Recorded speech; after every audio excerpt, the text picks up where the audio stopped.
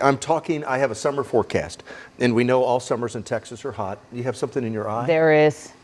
Probably Really? an eyelash. Oh, really? Yeah. I had so many things I could say about that. What? Oh, I just did. You're Long silly. story. Oh, I am something. What is he So it's gonna talking be about? hot- I guess gonna be it's hot an this summer. inside joke. No, there's no inside. If it was an inside joke, you'd know what I was saying. It's just things I'm holding back because how much I like you. I just want to make sure yeah. I'm endeared to you.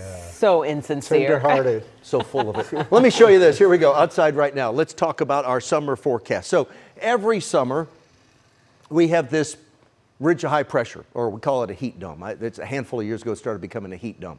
And I think that's pretty descriptive. And it comes and goes, typically. This coming summer, I believe that heat dome, that big ridge of high pressure, is going to be more persistent.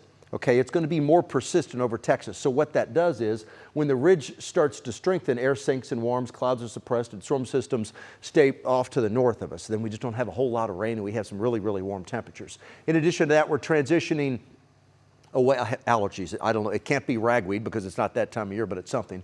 We're transitioning away from La Nina and toward an El Nino. Right now we're in the middle. We're not at La Nina. El Nino hasn't started yet. We're in an ENSO neutral phase. So when you're in a La Nina and it ends like the one just did, and then you're starting to head in the direction of an El Nino, the atmosphere lags behind those ocean changes by months. So what does that mean for us? Well, Texas summers following a La Nina frequently stay hotter than average, drier than average, and more ridge dominated. You just have a big ridge of high pressure that just parks itself and just doesn't move.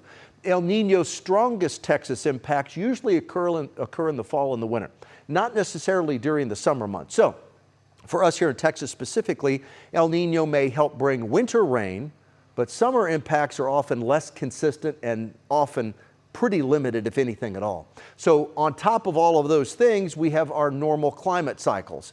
And right now, those normal climate cycles here in Texas are simply running hotter than they used to. If you just look at, you just think about the summers here in Texas. Yeah, last summer wasn't too bad, but overall, we're just trending in a hotter direction. The warming increases, and this is what I notice every single summer, the morning low temperatures. Have you noticed it too?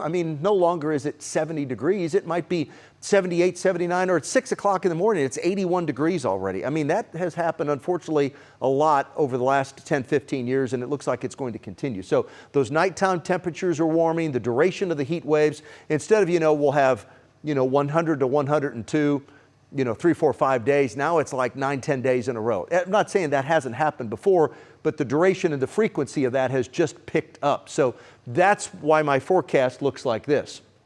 Everything this summer is, again, all summers are hot and dry, but this one's looking hotter and drier than normal. Drier than normal, below normal precip, and above normal temperatures. So a hotter than normal summer, and again, a drier than normal summer. And I get it, all summers are hot, all summers are dry, and that's certainly the case, but this one will be a little hotter, and this one will unfortunately be a little drier. 71, that's my low tonight, a nice night tonight. Tomorrow, we could see a couple spotty showers around during the evening. 5, maybe 10% of us pick up that. Otherwise, a lot of clouds in the morning, peaks of sun in the afternoon. We hit 91 tomorrow. The next 14 days, dry Saturday and warm, 90. And then we're up to 91 on Sunday. And Sunday evening, I have a chance of rain. 20% of us right now could see some scattered showers and maybe a few rumbles of thunder. There's a chance that some of those thunderstorms Sunday evening could be severe. Wind and hail, the big concern. Tornado threat, it's not zero, but it's close to that. And then Monday, Tuesday, Wednesday, Thursday of next week, and then Friday, Saturday, Sunday, Monday, Tuesday, Wednesday of the following week, I have rain in the forecast. Now, I don't want you to think it's going to rain all day any one day. Out of that 10-day stretch, those 10 days in a row, the green light's on, out of those 10 days in a row, we could have rain. But there's a chance some days will be a little more than others, a little higher coverage than others. And the pattern that we're in right there, it's not a tornadic pattern. It's a hail and a wind pattern. So if any of those thunderstorms were to turn severe, hail would be the number one concern, some quarter-size hail and maybe some 60-mile-an-hour winds. Of course, we'll refine that forecast as we get a little closer to each and every day.